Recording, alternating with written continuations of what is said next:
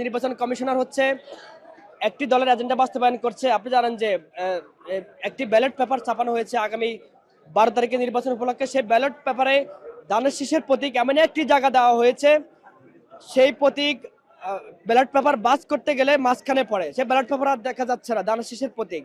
এটা খুবই পরিকল্পিত ভাবে সেই ব্যালট পেপার ছাপানো হয়েছে, একটি দলের এজেন্ডা বাস্তবায়ন করার জন্য ব্যালট পেপার ছাপানো হয়েছে। এই যে পেপার ইস্যু থেকে আমরা লক্ষ্য করলাম যে একটা বিশেষ রাজনৈতিক গোষ্ঠীর প্রভাব প্রতিপত্তির মাধ্যমে এই ধরনের কর্মকাণ্ড ঘটেছে এবং যারা এখানে বসে আছে তাদের অবশ্যই প্রত্যক্ষ ইন্ধনে এবং প্রত্যক্ষ মদতে এই ঘটনাটি ঘটেছে।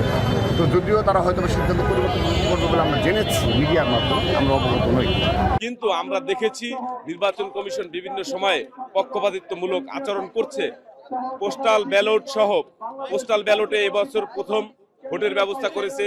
বাংলাদেশের মানুষ এবং প্রবাসীদের মধ্যে একটা আশার সঞ্চার হয়েছিল, কিন্তু আমরা দেখলাম বিভিন্ন দেশে বাহরাইন, কাতার সহ বিভিন্ন দেশে এই পোস্টাল ব্যালট একটা নির্দিষ্ট দল একটা প্রতিক্রিয়াশীল দল জামাত ইসলামের নেতাকর্মীরা ওখানে বসে ডিস্ট্রিবিউট করছে যে কার কাছে ব্যালট যাবে, কে কয়টা ব্যালট যাবে, মানে জাল ভোট।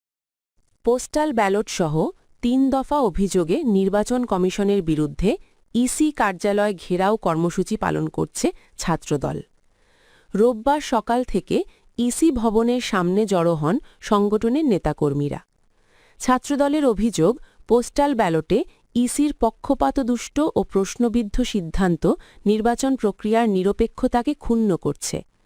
এছাড়া বিশেষ রাজনৈতিক গোষ্ঠীর চাপে কমিশন হঠকারী সিদ্ধান্ত নিচ্ছে এবং একটি নির্দিষ্ট ছাত্র সংগঠনকে সুবিধা দিতে শাহজালাল বিজ্ঞান ও প্রযুক্তি বিশ্ববিদ্যালয় ছাত্র সংসদ নির্বাচন নিয়ে বিতর্কিত প্রজ্ঞাপন জারি করেছে।